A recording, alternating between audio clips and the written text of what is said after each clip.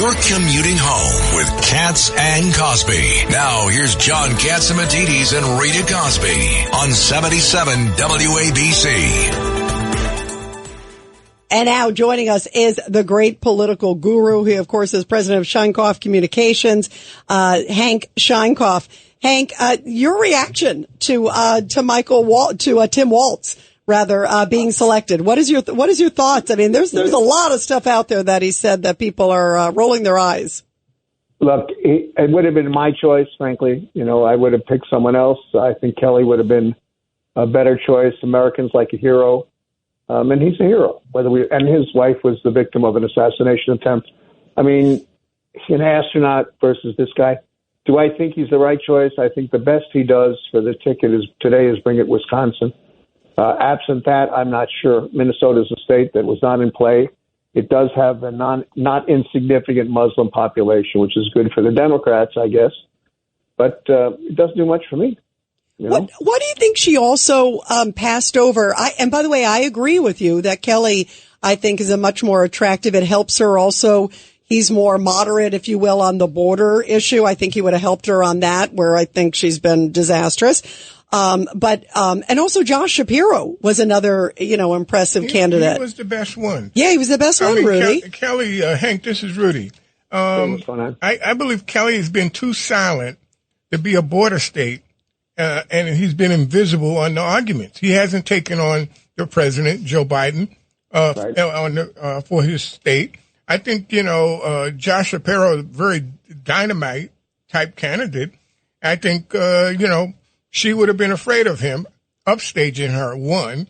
And two, she would have to defend his faith.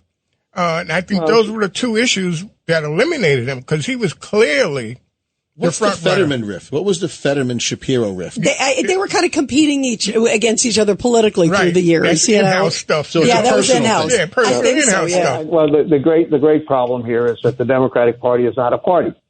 It's a bunch of factions that are clans that some of it with a small c, C-L-A-N-S, that tend to have competition with each other.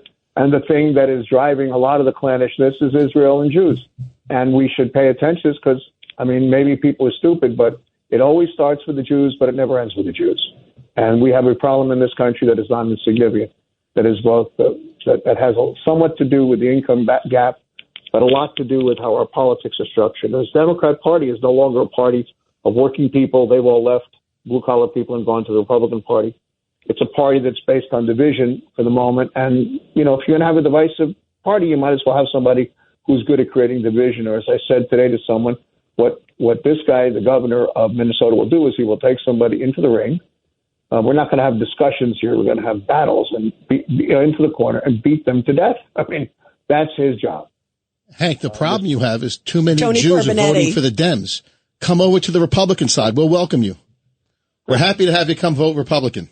Listen, I am a labor union guy. I'm a former law enforcement officer, right? We know that. I'm an ex-cop. And I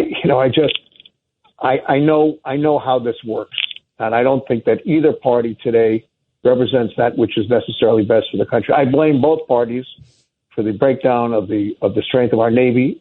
This is a disgrace by any measure. The fact that we and I blame Barack Obama for this, the idiocy of Iran, how we dealt with Iran. Mm-hmm. Iran should have been attended to the time he was president. The end result is now we have a country that is prepared to kill all of us and to impose a way of life on us. And if anybody doesn't believe it, they need to see what's happening in Bangladesh today. And what has happened where rape and murder are permissible because one does not have the same religion as you.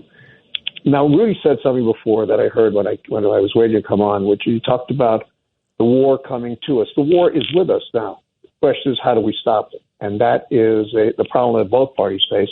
And I'm not sure that they're going to be able to solve it.